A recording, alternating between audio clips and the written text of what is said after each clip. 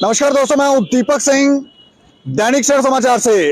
आज से बीडीसी पंच और सरपंचों के अधिकार समाप्त हो गए हैं, यानी कि पंचायतें भंग हो गई हैं और अब इनका जो अगली इलेक्शन है वो सुनने में आया कि डिलिमिटेशन प्रक्रिया के बाद ही होगी, यानी कि चुनाव जो है वो परिसीमन के बाद हो सकते हैं, क्योंकि अब तक परिसीमन जो है वो डिलिमिटेशन जो है वो अभी पूरी नहीं हुई है। तो जानकारी ये है कि ये जो चुनाव जो इस समय पंचायतें भंग हुई हैं, तो ये चुनाव जो होने चाहिए थे अभी, वो अब डिलिमिटेशन के बाद हो सकते हैं। तो कई सारे लोग जो हैं वो इससे हो सकता है कि इससे नाखुश हैं, क्योंकि पंचों सरपंचों की बात करें तो वो पहले ही नाखुशी बता चुके हैं। बीडीसी की तरफ से प्रेस कॉन्फ्रेंस करके ये जताया गया था कि वो इस प्रक्रिया से खुश नहीं है। वो कह रहे हैं हमारा कार्यकाल जो है वो बढ़ाया जाए, लेकिन उनका कार्यकाल आज से समाप्त हो गया, यानी कि 9 जनवरी समय पहले ही बताया गया था कि 9 जनवरी को उनका कार्यकाल जो है वो समाप्त हो जाएगा, यानी कि आज से उनका कार्यकाल समाप्त हो गया। पंचायतें भंग हो गई हैं।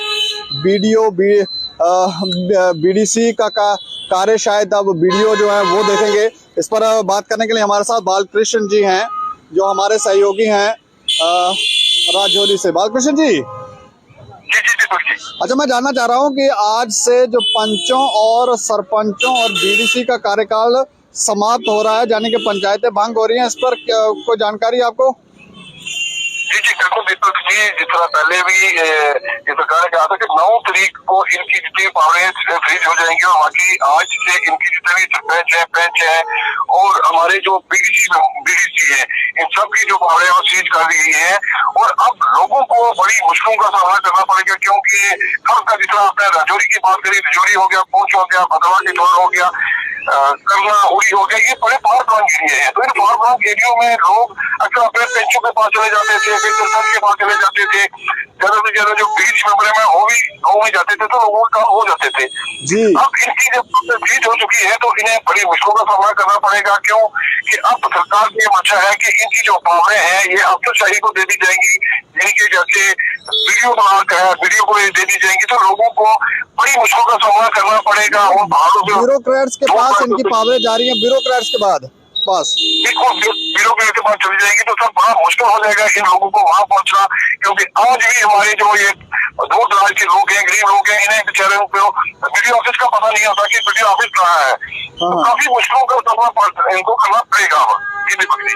अच्छा, इससे पहले जो चुनाव हुए थे, पंचायती चुनाव, वो कब हुए थे, वो भी थोड़ी सी जानकारी साझा कर दें। जी, पहले जो चुनाव हुए थे ये 2018 के अंत में हुए थे जी।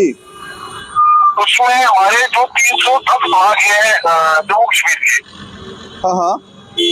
310 भाग है, जो 310 हमारे भाग वाले कौशल थे, अब उनकी भाग चीज हो चुकी है। उनके आगे आप लगा लो, हमारे सरपंच थे 4892 के करीब हमारे सरपंच थे, 281 के करीब हमारे जो पंच भी थे। तो लोगों को काफी आसान था कि पंचों के पास, सरपंचों के पास जाना, उसके पास नेत्रमाई थी, तो फिर ये अपने बीडीसी के पास जाते थे, लेकिन अब इन्हें काफी मुश्किलों का सामना करना पड़ेगा। नहीं, तो इसके ऊपर कोई पंचों सरपंचों की तरफ से भी कोई बयान आया कि नहीं?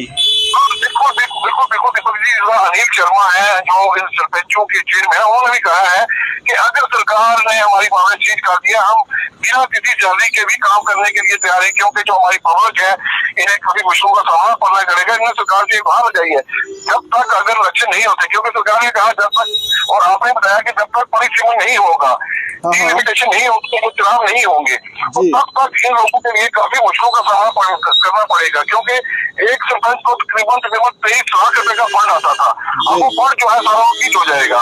तो जब तक ये सरपंच नहीं रहेंगे, फंड फ्रीज हो जाएगा, तो लोगों के गवर्नमेंट के काम जो है वो सारे रुक जाएंगे।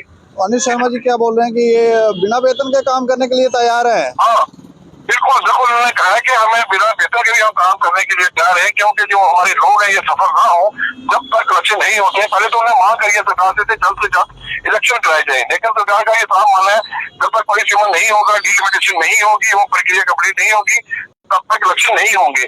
तो उनका ये साफ कहना है कि तब तक इन सरपंचों को ही रखा जाए, सरपंचों को ही रखा जाए, और ये जो बीडीसी मेंबर है इन्हें रखा जाए, बिना सैलरी के भी काम करने के लिए हम तैयार है। चलिए, शुक्रिया शुक्रिया हमें जानकारी देने के लिए।